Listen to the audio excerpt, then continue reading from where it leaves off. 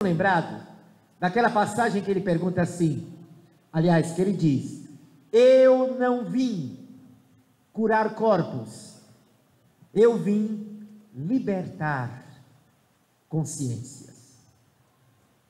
Normalmente as pessoas lembram nas religiões de Jesus, o Jesus divino, aquele que veio dos céus. Outros lembram de Jesus curador, aquele que fez um cego enxergar, um paralítico andar, aquele que multiplicou pães e peixes, o que andou sobre as águas. Lembram muito de Jesus que curou um leproso. Porém, o Espiritismo veio nos recordar Jesus, o Mestre. Porque curar, muitos curaram. A história está cheia de mensageiros de Jesus que curaram outras pessoas, até nos tempos modernos. Eurípedes Barçanufo, que curou muitos enfermos em sacramento, em nome do Cristo e em nome da doutrina espírita. Nós podemos citar Dr. Bezerra de Menezes, que também curou muita gente. Nós poderíamos citar Francisco de Assis, que também curou inúmeras pessoas. No entanto, quando chamaram Jesus de bom mestre, ele disse: por que me chamais de bom? Bom, só o Pai o é. Ou seja, Jesus rejeitou a denominação de bom, mas não rejeitou que o chamassem de mestre. Por que é que Jesus não rejeitou a alcunha de mestre? Por que é que Jesus não rejeitou a denominação de mestre, e sim o de bom? Porque mestre ele o era. A grande tarefa de Jesus na face da terra não foi curar o paralítico, não foi fazer o cego enxergar, não foi nem mesmo curar o leproso, não foi multiplicar pães e peixes, nem mesmo fazer Lázaro retornar do mundo dos mortos. Não foi. A grande tarefa dele foi um trabalho de intimidade da alma, foi lançar as sementes para que a criatura tomasse consciência de si mesmo, para que a gente compreendesse em todas as épocas da humanidade qual é a finalidade da vida. Se Jesus tivesse apenas curado os doentes, ele não teria explicado o sentido da vida. E ora, mesmo tendo curado enfermos, ainda hoje, olha a quantidade de pessoas com depressão, porque não sabem qual é o sentido da vida. Olha a quantidade de criaturas com síndrome do pânico, porque não sabem a razão de viver.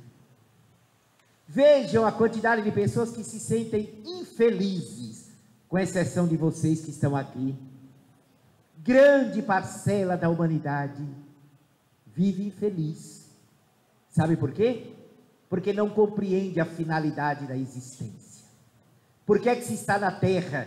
Por que é que a gente tem os problemas que tem? Por que as amarguras que nós enfrentamos? Qual é o sentido de tudo isso? E para dar trabalho aos amigos da TV Chico Xavier, eu vou descer para que eles possam mudar a direção da filmagem. Qual é o sentido real de viver? Jesus já apresentou para a humanidade. Ele demonstrou que nós não somos, na verdade, um amontoado de peles, ossos, músculos, nervos. Ele veio demonstrar, inclusive, que as lágrimas têm uma finalidade superior para a vida. Que nós não estamos na terra apenas para sorrir, mas para aprender, essencialmente para aprender. E ele disse mais, nas suas expressões de sabedoria profunda, ele apresentou para o ser humano de todas as épocas: se você não olhar para dentro de você, não descobrirá que na sua intimidade há um reino de poder, de grandeza, de iluminação. Há algo esplendoroso na intimidade de todos os indivíduos, porque o reino de Deus está na intimidade de todos os seres. A grande tarefa de Jesus foi causar uma ruptura na nossa maneira de ver a vida, de ver o outro e de sentir a si próprio. Jesus foi revolucionário, não porque ele foi um chefe de natureza política, porque não foi. Jesus foi revolucionário porque ele teve a coragem, primeiro, de mostrar um Deus de amor, quando as religiões predominantes mostravam um Deus de poder, um Deus dos exércitos, um Deus que teria preferência por pessoas e povos. Jesus vem e diz: não, Deus não tem preferência. Segundo, Jesus foi revolucionário, porque mostrou que Deus tem um carinho especial por quem peca. Olha que mudança de visão. Até então, as próprias religiões privilegiavam os mais corretos. Aí Jesus aparece e diz assim: eu não vim para os que estão saudáveis, eu vim para os doentes. E ele veio para dizer, na frente de um sacerdote, que era o padre da época, que era o médium espírita da época, que era o pastor evangélico da época, ele veio dizer que a prostituta que estava lavando os seus pés com amor, entraria primeiro no reino dos céus do que o sacerdote. É ou não é uma ruptura? Você chegar para o padre hoje e dizer: padre, a prostituta ali resolveu mudar de vida e vai entrar primeiro no reino do céu, porque ela ama muito, vai entrar primeiro que o senhor. Chegar para o espírita, o presidente do Amigo da Paz, não sei nem quem é, e dizer que a prostituta vai entrar primeiro em nosso lar do que ele. É uma ruptura. Ele aceitar e receber as pessoas consideradas de má vida, porque ele disse: aquele que se encontra perdido, Deus deseja que ele se reencontre. Então, na verdade, Jesus foi revolucionário no sentido em que ele mostrou por que é que nós vamos criar diferença entre pessoas. Não é a religião que você frequenta que é importante para Deus. Daí ele tem demonstrado na parábola do bom samaritano: para Deus vale, não porque você é espírita, católico, evangélico, budista, judeu, shintoísta, para Deus vale o coração, o que é que vige na sua intimidade, o que é que resplandece no seu coração, quais são as nossas atitudes perante a vida. É mais importante para o equilíbrio das leis universais que você ame do que a igreja ou templo que você frequente. Mais vale um ateu digno, nobre, honesto, bondoso, generoso, do que um religioso hipócrita, por mais que isto doa em nós que somos religiosos, por mais que isso nos incomode. Mas é a grande verdade que está no Evangelho, porque aquele que nega a Deus é apenas uma criança emocional. O ateu é uma criança emocional, gente. Às vezes o ateu se reveste de uma ideia intelectualoide, principalmente quando entra na faculdade, principalmente quando entra na faculdade de exatas. Aí começa a querer ser maior do que a força ou a mente universal. É apenas um estado de infância psicológica. Deus não se incomoda com quem é ateu, não, no sentido de se sentir ofendido, não. O importante é saber se o ateu é bom ou ruim, porque o que não presta, não presta, crendo ou não crendo em Deus. Aquele que nega a Deus vai desencarnar, não vai? Vai ou não? Quem é ateu não desencarna? Pronto, quando chegar do outro lado que vê, estou vivo. E se eu estou vivo, é porque há uma mente divina que fez a imortalidade. Acabou a infância intelectual. Vai ter que dar a mão à palmatória. Então é só uma questão de mudança de ar. Jesus causou uma ruptura pelo seu processo educacional, porque até o dia de hoje, o que causa mudança na coletividade humana, o que muda a sociedade humana, o que pode mudar um país, uma nação, uma coletividade, uma individualidade, é a educação. Isto é que muda a criatura. Mas a educação, conforme Jesus nos apresentou, não é uma simples transmissão de conhecimento, porque você não educa apenas porque ensinou raiz quadrada no curso de matemática, você não educa apenas porque fala das leis da física, você não educa apenas porque diz como se configura a anatomia humana na matéria de biologia. Ninguém muda o outro apenas porque contou a história da civilização. Mudamos quando, além da informação, trabalhamos o caráter da criatura. A verdadeira educação é aquela que fomenta a intimidade da alma, trabalha o que está no campo emocional dos seres, modifica a predisposição psicológica de uma criatura. Educar é fazer uma pessoa tomar consciência de si e explorar o que há de divino dentro da criatura humana. Palavra de Confúcio: educar é extrair o divino de dentro de uma pessoa. Palavra de Sócrates: conhece-te a ti mesmo e decifrarás o enigma da vida. Frase esta que estava escrita no templo de Apolo em Delfos e que Sócrates considerou a mais bela expressão educacional para a criatura humana. Se educa quando a gente tem coragem de olhar para dentro de si e não a falsidade de olhar para a vida dos outros. Ninguém se educa apenas olhando o defeito que os outros têm. Isso é apenas mecanismo de ilusão.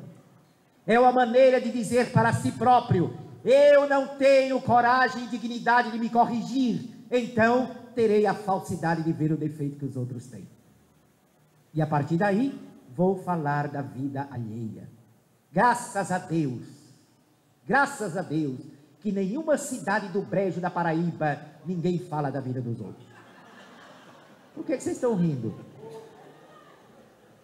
Como eu acho que vocês apenas acharam engraçado, vou tomar isso como sendo apenas uma confirmação. Muito bem. Então a autoeducação faz com que a educação do que a gente verbaliza é uma expressão do aformoseamento do coração. Olha como educar é olhar para dentro. O que é que Jesus disse?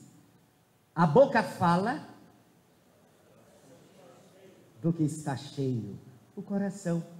Um coração educado, portanto, uma alma de caráter educado, não utilizará a palavra para denegrir, para ferir, para mentir, em nome do que quer que seja, nem em nome de religião, nem em nome de partido político, nem em nome da vizinhança, nem em nome da doutrina que frequenta, nem em nome da cor, nem em nome do dinheiro, nem em nome da instituição. A alma educada é educada sempre. Por isso que a boca fala do que está pleno no coração. A boca é a representação da configuração mental de cada um. Então, se a minha mente está deseducada, a organização da minha forma de pensar será profundamente deseducada, ainda que eu me diga desta ou daquela denominação religiosa. Aliás, me permita apenas um parênteses, já que nós estamos num momento especial da sociedade brasileira. Nada melhor para a gente provar quanto a gente não sabe nada de espiritismo, nem nada de evangelho, é ver as brigas religiosas nesse meio, na época política. Companheiros espíritas brigando, se separando do WhatsApp, porque um apoia tal candidato, outro apoia aquele outro. Campanha política passa, mas o trabalho de iluminação de consciência permanece. Fulano é ruim, cicrano é ruim. Ah, meu Deus, pega dos dois lados, está tudo ruim. E aí a gente se vê incoerente Vamos numa semana para a tribuna e dizemos: ama o teu próximo a ti mesmo. E no WhatsApp, fascista, ditador, enganador do outro, do pobre. Meu Deus do céu, e onde fica o evangelho? Então, fechando parêntese, quando nós educamos a nossa mente, até como cidadão, nós temos postura de dignidade e elevação. Isso é que é coisa linda.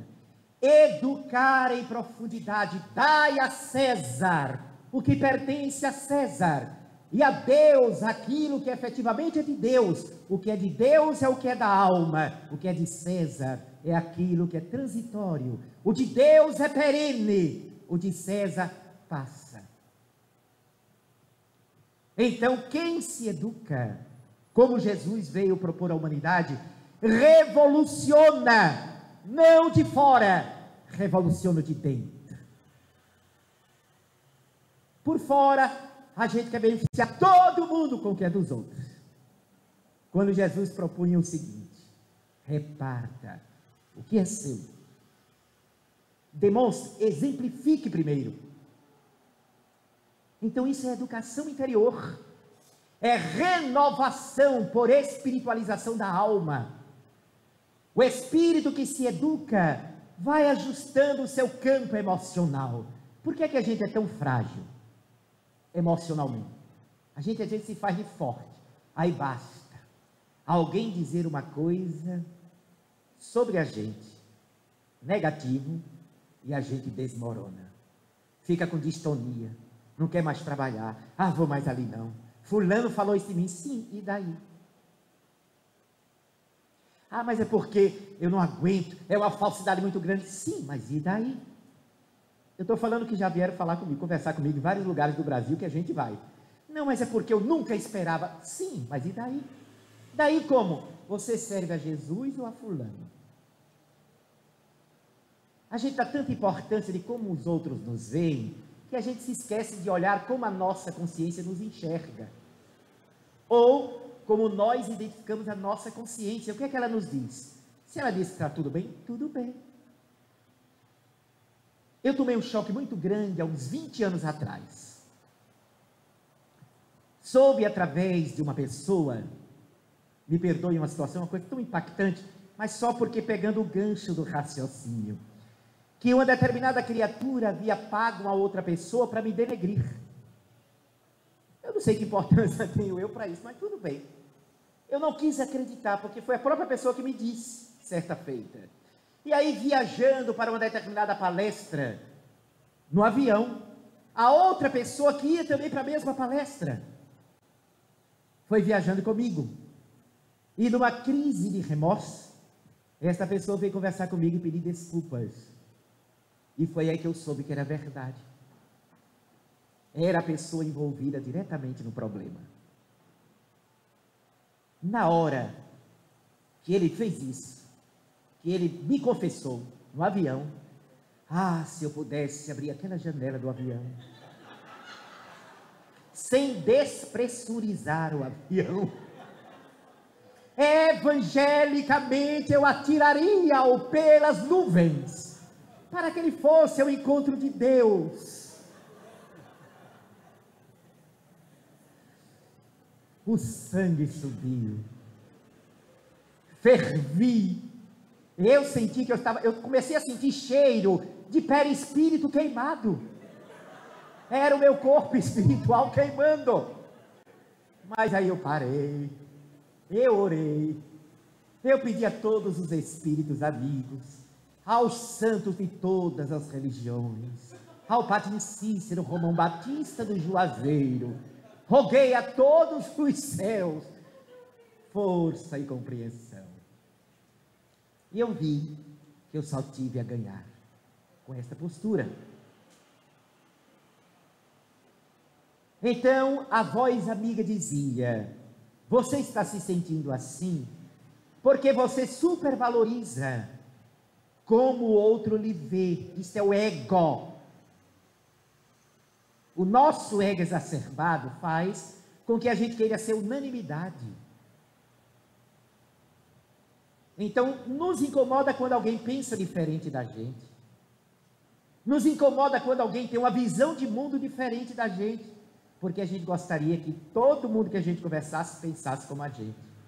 E o mundo seria uma desgraça se todo mundo pensasse como a gente. Isso é o ego. O contrário do ego exacerbado, olha a educação que Jesus nos trouxe, é a humildade. A humildade faz com que você valorize o que você pensa, mas respeite profundamente o que o outro pensa. Dando até o outro o direito de não gostar de você. Existe unanimidade na Terra? Não. Até hoje Jesus leva paulada. Tem religião que até hoje larga a lenha no Cristo, gente.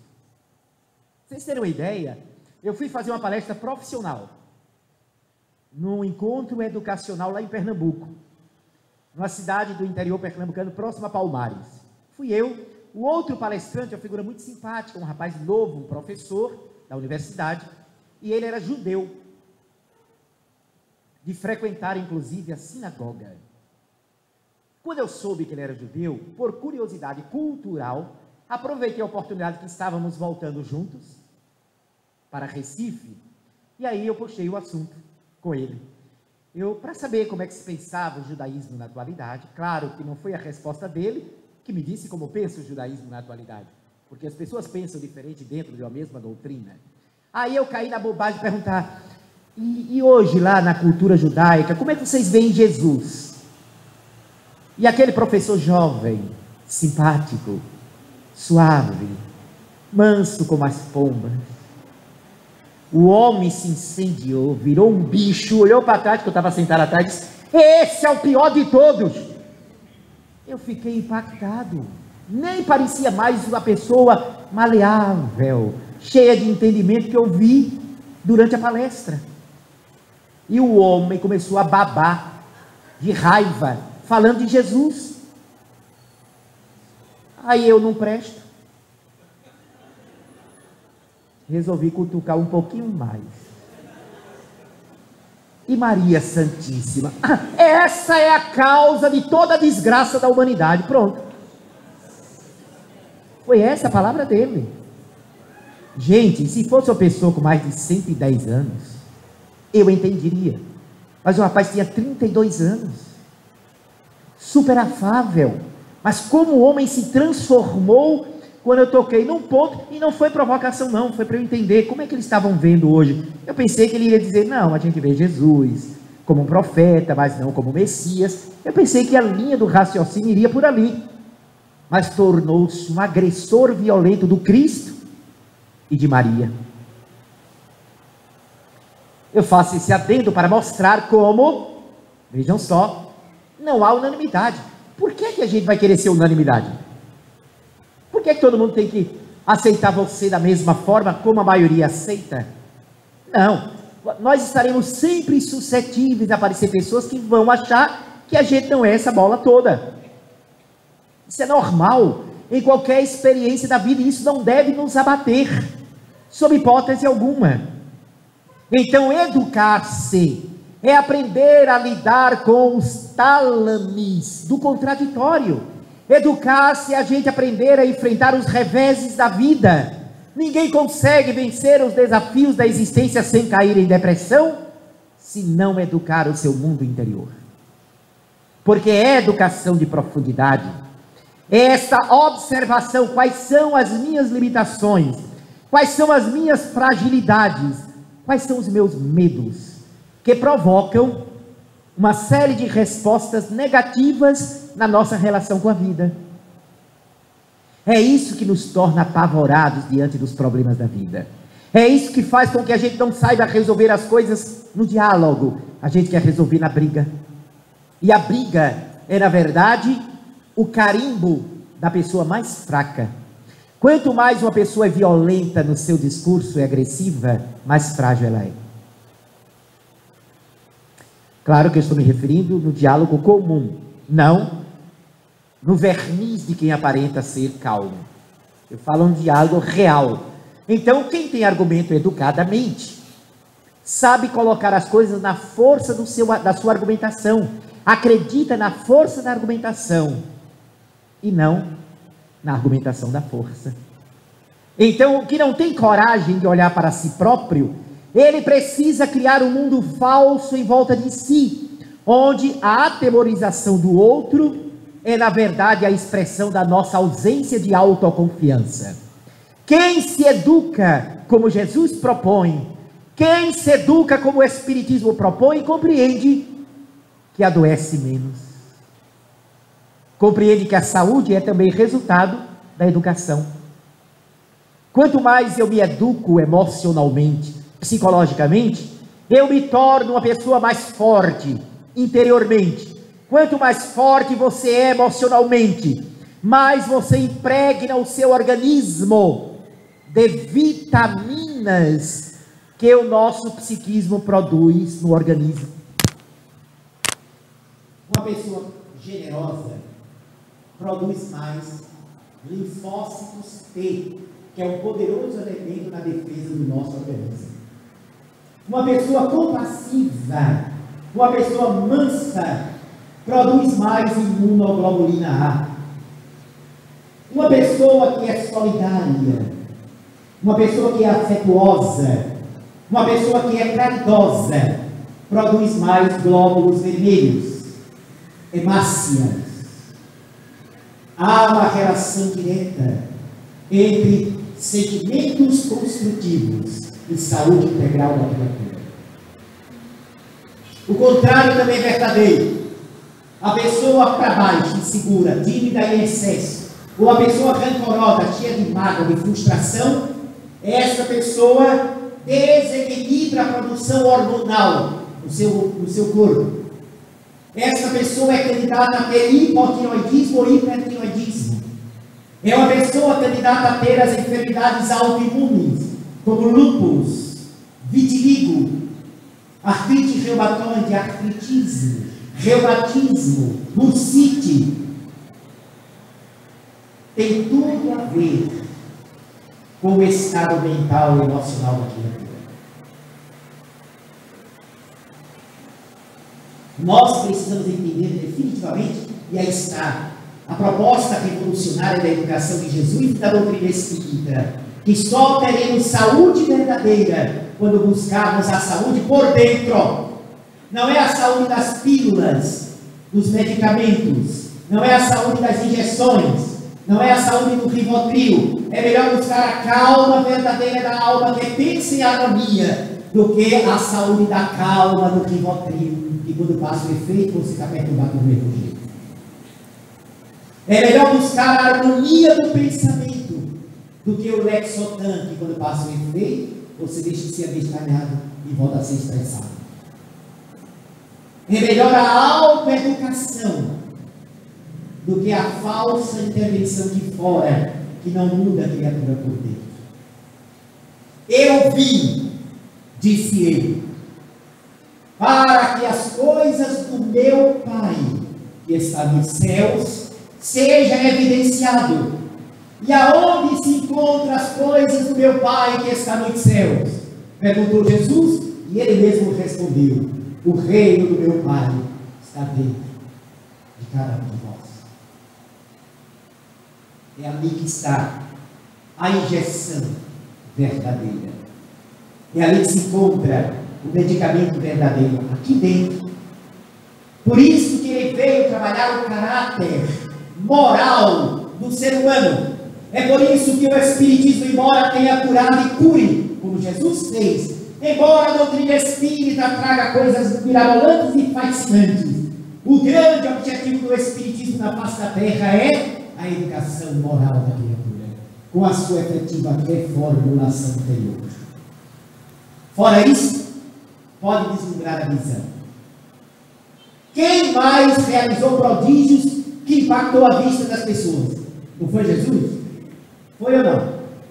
Foi. O homem andou sobre as águas, multiplicou pães e peixes, fez uma tempestade parar quando ele ordenou, fez com que Lázaro voltasse ao corpo. Não estava morto, a gente sabe disso, estava apenas no estado de catalepsia, mas para a época estava morto. Jesus fez um paralítico andar e um cego de nascença voltou a enxergar. Olha o que ele fez de prodígio. No entanto, o que foi que fizeram com ele? Prenderam, torturaram, humilharam, deixaram o rosto dele inchado de tanta pancada, o corpo cheio de hematoma, colocaram uma coroa de espinhos e o crucificaram. Quer mais prodígio do que isso? Então o prodígio encanta de imediato, mas não muda uma pessoa.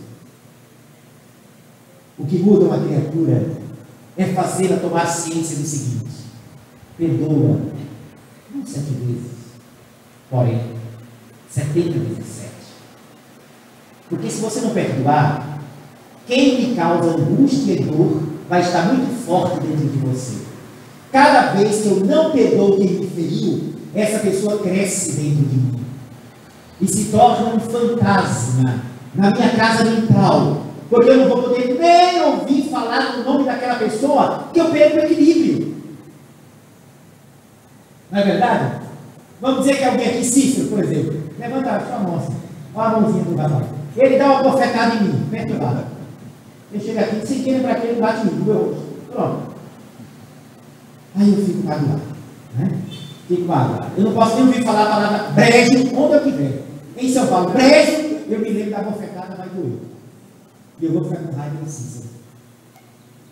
E Cícero que feliz da vida, né? Chega as propriedades que tem aqui, maravilha. E eu perturbado, magoado, chateado com Cícero. Mas se eu o perdoar com consciência, por entender que ele estava doente moralmente por ter tido uma atitude dessa, eu me libero e estarei aberto para ser feliz e amar. E Cícero vai responder perante a própria consciência um dia, quando ele despertar pelo mal que ele fez. Eu não preciso desejar mal a ninguém, porque ninguém foge da lei de causa e efeito. Se alguém me desejar mal aqui, problema da pessoa, não é verdade? Eu não vou me incomodar, porque se eu me incomodar, eu vou produzir mais sumo gástrico, que é ácido. Quanto mais eu me incomodo pelo que o outro diz de mim, eu vou produzir mais ácido, eu vou gerar uma gastrite, se não brincar vai virar uma úlcera. Vou ficar irritado, nervoso, agitado, perturbado, soturno, sorumbado, cadavérico, sepulcral, atormentado, perturbado, síndrome de pânico, ansioso. E a pessoa que falou mal de mim, feliz da vida porque eu estou doente. E aí, o que adiantou? Mas se eu perdoar, vou estar em harmonia interior, vou estar bem comigo mesmo, vou estar magnético, atraindo os meus amigos para junto de mim. Ai, gosto tanto da junto de Fred, tanta coisa boa, né? E o vizinho vê que eu estou bem, cheio de gente boa à minha volta, ele é que vai ficar produzindo ácido. E ele é que vai ter gastrite. Não é que a gente vai perdoar para ter gastrite, não. É só mostrando que a posição que a gente toma é que vai determinar se eu sou saudável ou doente. Quem fere é o doente. O ferido é o saudável. Até que a gente tome consciência disso, é um chão muito grande. Até que a gente compreenda que o Evangelho diz: mas melhor você ser a vítima do que ser o carrasco. Claro, melhor seria não ter carrasco para a vida da gente. Mas se tiver alguém que se faça carrasco, às vezes não é por acaso. O carrasco de hoje pode ter sido a nossa vítima do passado. Eu saí, viu? Eu saí. Ainda está no. Eu gosto de palestrantes assim. Mas está no foco. Não é verdade, gente? Então, observe que coisa interessante. Aí a gente começa a pensar com o Espiritismo e a educação que o Espiritismo nos propõe. Mais vale você ser a vítima, se é que tem que ter uma vítima, do que você ser o algoz de uma pessoa. Porque o algoz vai se defrontar mais adiante com a sombra que semeou na vida de alguém. E a vítima estará provavelmente se acendendo, afastando a sombra que ela mesma desenvolveu no passado. Porque ninguém sofre injustamente.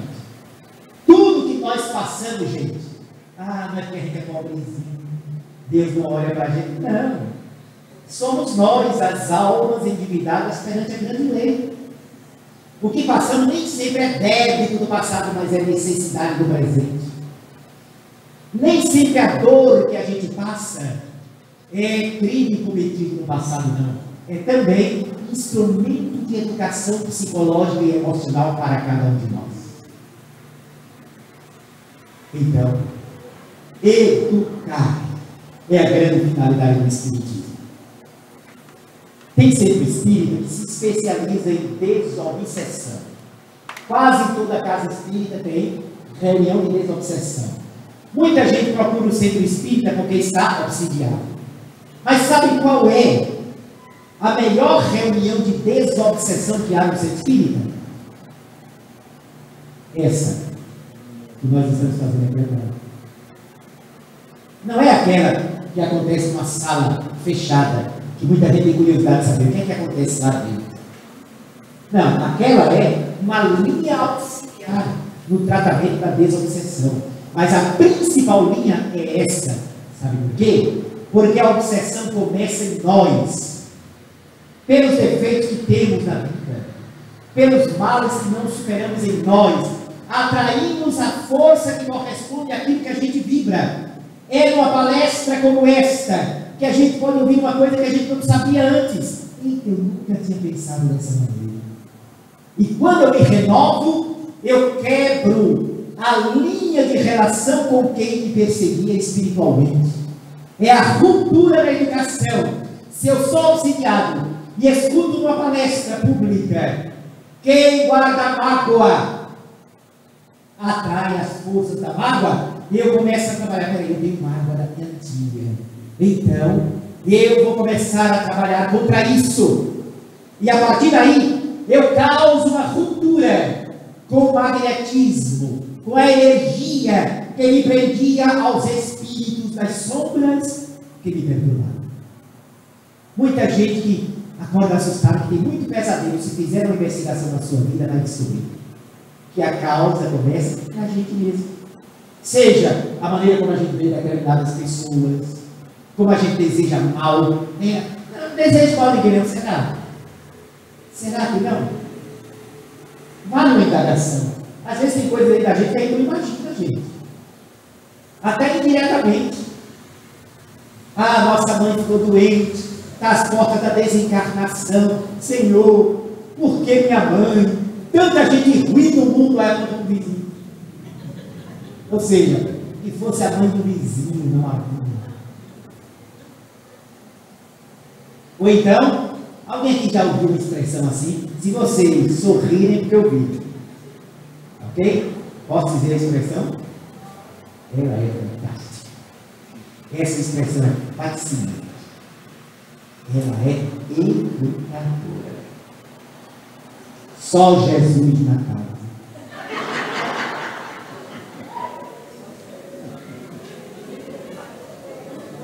Ou essa outra, atenção, a outra também interessante. Essa é fantástica. Essa é mirabolante. Passa até pela fé. Alguém aqui já ouviu uma pessoa dizer assim, ou já disse, não precisa se revelar não, basta sorrir. Tenho fé em Deus. Esse triste pegou emprego a morar longe. É ou não é? Alguém já ouviu? Quem já ouviu, foi vocês não. Quem já ouviu, levante a mão. Olha aí, quase 100%. É ou não é, gente? Eu não desejo mal, será? Não é verdade? Será? Ou então, bem elegantemente, assim, espírita, sabe? Tudo bem, então está dizendo isso aqui. Tudo bem. A gente sabe, né, que tem a lei de causa e efeito. Eu estou dizendo, vou esperar. Ele vai pagar o que ele está fazendo. É a mesma coisa. Então, a educação espiritual nos leva a entender que educar-se é uma potência do ser e uma necessidade nossa. E é a grande tarefa dos pais, começando no lar, na família. A gente quer transferir para a escola o compromisso que pertence à família. Escola não vai fazer, nunca, não vai influenciar, nunca, um filho como pai e mãe podem influenciar. Não vai. Uma criança que cresce num ambiente saudável moralmente, e não é um ambiente de anjo não, estou falando dos pais sem santo não, pais comuns, mas que primam por valores morais, primam por honestidade, dignidade, crescem mais equilibrados e mais saudáveis. Isso é comprovado. Pode ter aquele que se desgarra mesmo com pais bons? Pode. Isso depende da alma daquele indivíduo. Mas em geral, uma família que tem um certo equilíbrio e uma certa religiosidade tende a ter filhos mais ou menos equilibrados. Então a gente tem que parar para refletir como nós estamos edificando. E a família é uma célula fundamental no processo de educação das vidas. Quem está chato ou está legal? A verdade. Tá bom? Perfeita? Rapaz, se vocês pudessem vir aqui, fora do corpo, e ver a fisionomia de vocês, é fantástico na palestra. Pois bem, a família é estrutural nesta educação proposta por Jesus de Nazaré e pela doutrina dos Espíritos. É por isso que nenhuma filosofia, ou nenhum segmento político, ou qualquer segmento de ordem institucional que não leve em consideração a importância da família, nenhum desses sobrevive, porque a família é essencial, é cósmica, é universal. A família é estrutural para o processo de evolução das almas. Sem ela, tomba a sociedade como um todo. Família desarrumada, caótica, sociedade caótica. Família formada por indivíduos imorais formará uma família doente e, consequentemente, uma sociedade imoral. É uma relação direta. O que nós estamos fazendo dos nossos filhos?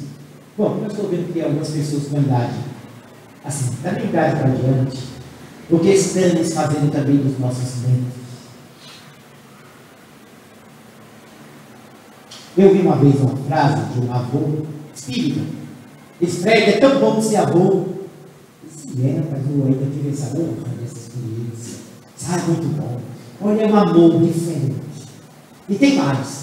É bem mais leve para a gente, porque quando tem filho, a gente tem que corrigir. Neto não, neto a gente faz, deixa ele fazer o que quer e ama. Ou seja, tu quisesse corrigir teus filhos para melhor, agora o neto pode se perder.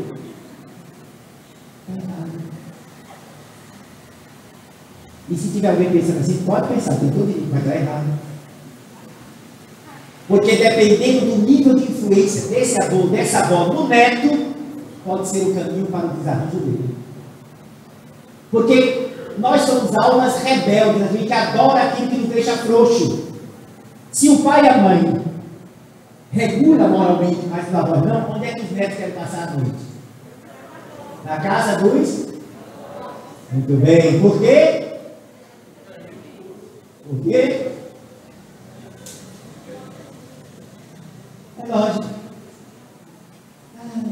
Meu neto não pode me ver, só quer ir lá para casa. Claro. Não é? Meu pai, tinha uma sobrinha, que foi a primeira neta dele, e é uma vida? Não. Faltam 5 minutos, né? 5 mais 4. Então veja só, meu pai era coisa muito interessante, bobo que só você ver. E meu irmão não queria que a minha sobrinha, filha dele, comesse muito bombom, muito chocolate, porque estava fazendo tratamento dentário, estava com cárie. Aí o que acontecia? Meu irmão não dava dinheiro, ela só queria comprar pirulito, confeito. Aí ela chegava lá em casa, morava perto, chegava lá, aí fazia debaixo da cama, na elevante, o dinheiro do pirulito. Olha que aula. E meu irmão achando que estava tudo resolvido. E ela comprando bombom e pirulito escondido. Aí depois de bom tempo, a dentista disse: o que está acontecendo? A gente está fazendo tratamento, está aparecendo cara do outro lado. Aí foi quando descobriu que o avô escondia todo dia um dinheiro debaixo da cama dele. Ela já sabia, nem perguntava mais, já ia. Ela lá levantava e tirava. Então, a educação é fundamental para termos adultos equilibrados. É fundamental para termos cidadãos dignos. É fundamental para termos pessoas esclarecidas na vida. Eduquemo-nos moralmente, que é a grande proposta de Jesus para a humanidade, e a extraordinária proposta do Espiritismo com a sua reforma íntima para os homens da atualidade e do futuro. Esta renovação é a mensagem viva que Ele nos traz para que a gente possa vencer a nós mesmos. Não é a outro que eu tenho que vencer na vida. Eu não tenho que vencer ninguém. Eu tenho que conquistar a mim mesmo. Eu não tenho que conquistar você. Eu tenho que conquistar a mim mesmo. Eu não tenho apenas que pensar em libertar você. Até porque eu não sei se você quer ser libertado.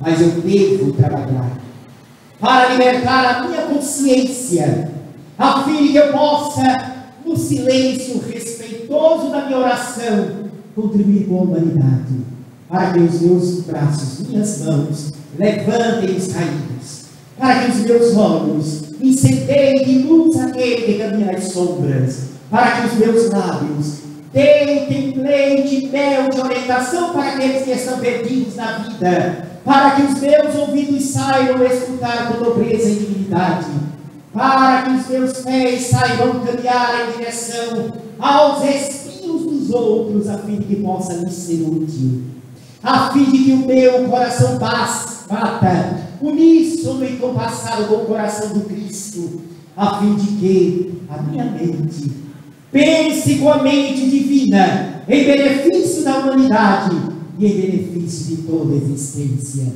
Feliz é aquele que busca estar cada dia mais em harmonia para com a lei de Deus. Aí está toda a lei e os profetas. Faz ao teu semelhante aquilo que desejas que ele faça a ti mesmo. Ama o teu próximo como tu gostarias de ser amado. Ama o outro como a ti mesmo. Tu deves te amar. Que Deus abençoe vocês e nos envolva com muita paz.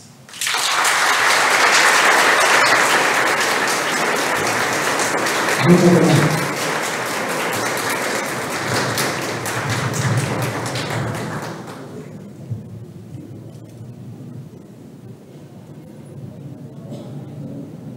Envolvidos nessa energia maravilhosa da palestra do nosso querido Frederico Menezes, nós gostaríamos de chamar Samara Sinésio, que ela começou a frequentar o núcleo com 6 anos de idade, ama tocar violão, faz parte da evangelização e sempre gostou de tocar. Convidamos para a apresentação musical nossa amiga, que eu já falei, Samara, do Núcleo Espírita Sementes do Amor de Borborema. Seja bem-vinda, Samara.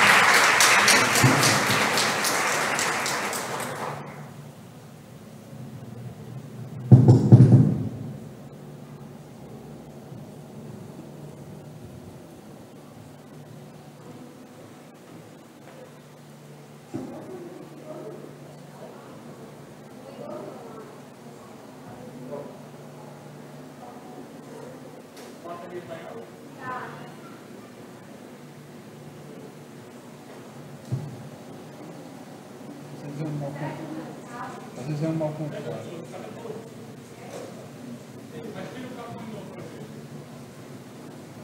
Às vezes é um mal contrário.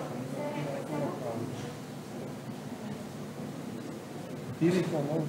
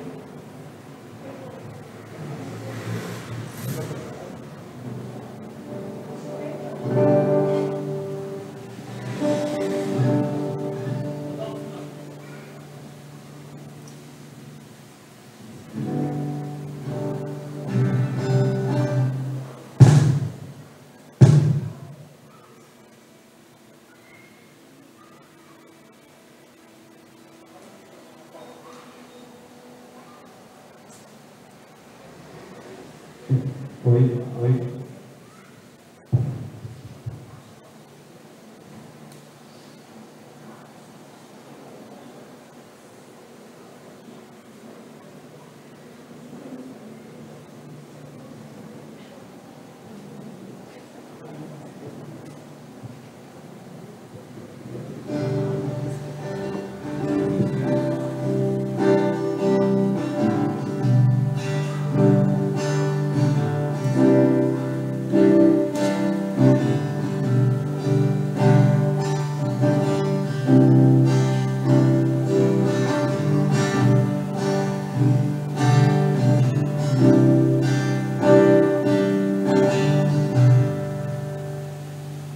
Boa tarde mais uma vez. É sempre bom estar com vocês novamente. Gostaria de agradecer ao convite da presidente da casa, Denúncia. Agradecer por essa tarde tão maravilhosa, tão harmoniosa, que estamos compartilhando juntos, e me chamar para cantar junto também. E continuarmos a partilhar dessa energia tão boa. Eu vou cantar a música Saudades de Jesus, de Melanie Maia. Acredito que seja bem conhecida e espero que vocês sintam a energia da música, se sintam à vontade de cantar e se sintam envolvidos com a energia da música. Muito obrigada.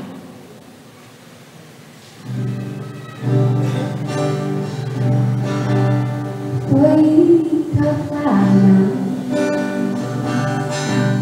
eu me ensinar, ouvir a sua voz, sentir o seu olhar, e o amor desceu à terra, e a luz que encerra jamais vai se apagar. O amor desceu à terra, e a luz que encerra jamais vai se apagar. Os tristes nubilados foram por ele amados, e era amor demais. E tudo era bonito, e ver Jesus sorrindo já era a própria paz. Tanta esperança, que o reino de bonança ao céu visitou. Depois venceu a morte, voltou mais velho e forte, e jamais nos deixou. Hoje papai não vejo ensinar, não ouço a sua voz, não sinto seu olhar, mas seu amor tão grande, em mundo se esconde, e amor me ensina a amar. Mas seu amor tão grande, pelo mundo se expande, e amor me ensina a amar. Ai, saudade, saudade que me invade, e ao Cristo me conduz. A saudade contida daquele que é a vida, saudade de Jesus. Ai, saudade, saudade que me invade, que ao Cristo me conduz. A saudade contida daquele que é a vida, saudade de Jesus.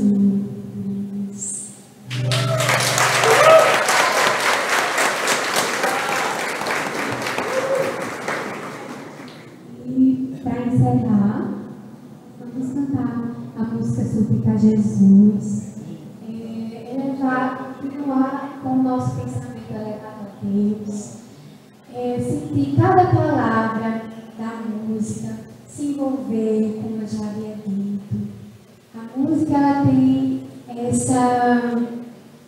esse objetivo de nos tocar, assim como a palavra, assim como o olhar, assim como o escutar, assim como o sentir. Ela também é um instrumento para que a gente se eleve.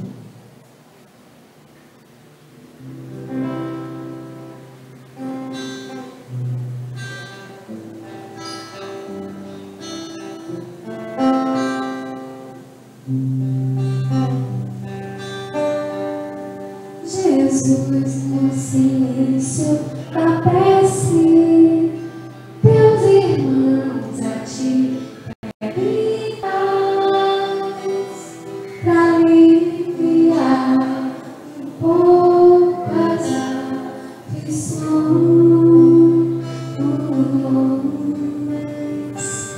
Senhor, enxugai nosso pranto, precisamos do teu amor, sentir tua presença, envolver nossos corações. Por isso,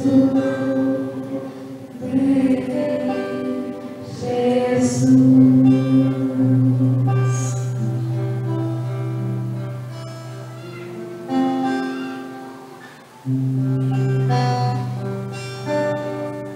Jesus, no silêncio da prece, teus irmãos a ti pedem paz, pra aliviar um pouco as aflições. Senhor, enxugai nosso pranto, precisamos do teu amor e sentir tua presença, envolver nossos corações. Por isso, vem, Jesus.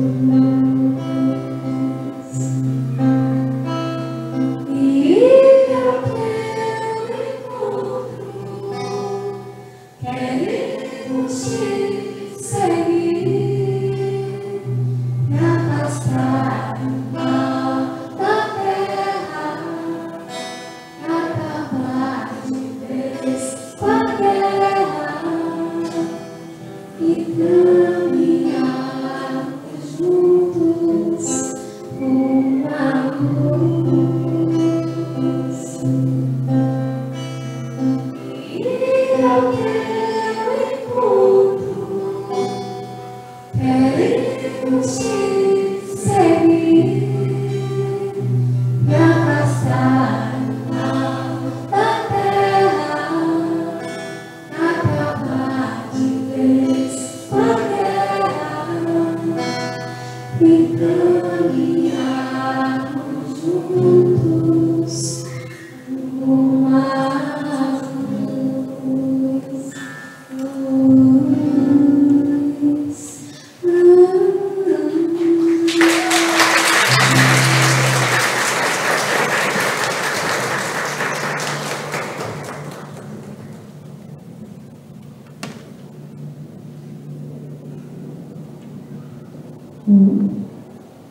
Agradecer a Samara, por ter nos presenteado com essas lindas canções, a voz dela que é maravilhosa. Gostaríamos agora de convidar Erine Campos para a prece final. E após a prece, gostaria que vocês aguardassem um minutinho, porque eu tenho algumas informações, tá?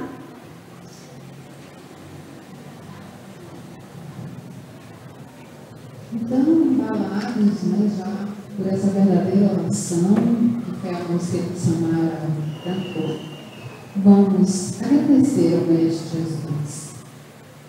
Querido amigo maior, aptos e gratos estamos cada vez mais por termos encaminhado para essa doutrina de luz e paz, que melhora as nossas vidas, clareia a nossa visão espiritual para entendermos cada vez mais os propósitos divinos, que possamos ser pontos de luz em cada discórdia, pontos de luz em cada tristeza, pontos de luz no desânimo daqueles que encontrarmos pelo caminho, que possamos aumentar cada vez mais as nossas vibrações para ser dignos de sermos chamados de filhos de Deus. É assim, Senhor, agradecendo mais uma vez tudo que recebemos nessa casa, que educa e consola há 37 anos. Agradecendo a Deus Todo-Poderoso, principalmente a nova oportunidade de estarmos aqui, reencarnados, aprendendo, crescendo, aprendendo principalmente a maior lição, que é o amor. Que assim seja.